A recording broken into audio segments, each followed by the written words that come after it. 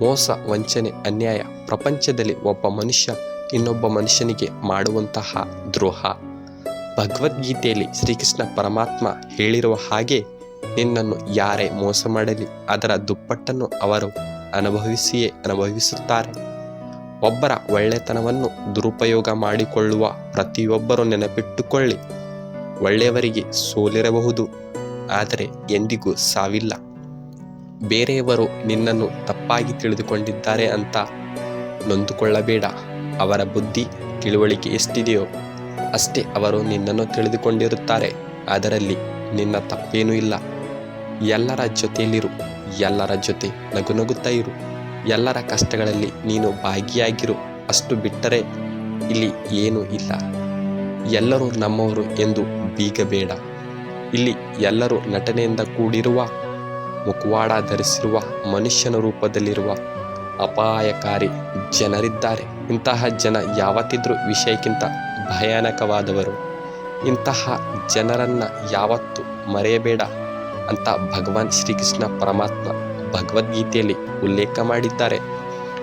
ಜೀವನದಲ್ಲಿ ಒಬ್ಬ ಮನುಷ್ಯ ಎಲ್ಲದಕ್ಕಿಂತ ಮುಖ್ಯವಾಗಿ ಒಳ್ಳೆಯ ರೀತಿಯಲ್ಲಿ ನಡೆದುಕೊಳ್ಳಬೇಕಾಗಿರುವ 4 ವಿಚಾರಗಳು ಏನು ಗೊತ್ತಾ?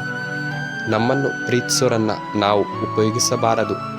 ನಮ್ಮ ಅಗತ್ಯ ಅವರಿಗಿದೆ ಅಂತ ಗೊತ್ತಾದಾಗ ಓಡಿ ಹೋಗಬಾರದು. ನಮಗೆ ಮೋಸ ಮಾಡಿದರೆ ಮಾಡಲಿ, ಆದರೆ ನಮ್ಮನ್ನು ನಂಬಿದವರನ್ನು ಮೋಸ ಮಾಡಬಾರದು.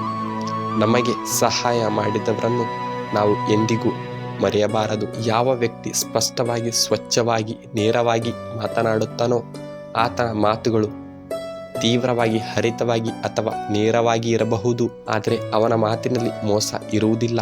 ಅದರಿಂದ ಯಾವುದೇ ಕಾರಣಕ್ಕೂ ಮನುಷ್ಯ ಇನ್ನೊಬ್ಬ ಮನುಷ್ಯನಿಗೆ ಮೋಸ ಮಾಡಿದರೆ ಮುಂದೆ ಅವನಿಗೂ ಮೋಸ ಮಾಡುವವರು ಇದ್ದೇ ಇರುತ್ತಾರೆ. ಅದಕ್ಕೋಸ್ಕರ ಯಾರನ್ನು ನೋಯಿಸಬೇಡ, ಯಾರಿಗೂ ಮೋಸ ಮಾಡಬೇಡ.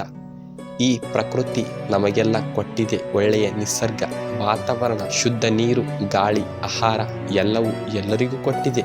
ಯಾವತ್ತೂ ಇನ್ನೊಬ್ಬರಿಗೂ ತುಳಿದು ಬದುಕುವ ಯೋಚನೆ ಕೂಡ ಮಾಡಬೇಡ. ಏಕೆಂದರೆ ಪರಿವರ್ತನೆ ಜಗದ ನಿಯಮ. ಇಂದು ಅವರಿಗೆ ನೀನು ತುಳಿದರೆ ನಾಳೆ ನಿನ್ನನ್ನು ತುಳಿಯುವರು ಇದ್ದೇ ಇರುತ್ತಾರೆ. ಕಾಲಾಯ ತಸ್ಮೈ ನಮಃ. ಜೀವನ ಯಾಕೆ ಹೀಗಿದೆ ಅಂತ ಯೋಚನೆ ಮಾಡಬೇಡ. ಜೀವನ ಯಾಕೆ ಹೀಗಾಗಬಾರದು ಅಂತ ಯೋಚನೆ ಮಾಡು. ನೀನು ಅಂದುಕೊಂಡ ಜೀವನ ಖಂಡಿತವಾಗಲೂ ನಿನ್ನದಾಗುತ್ತೆ.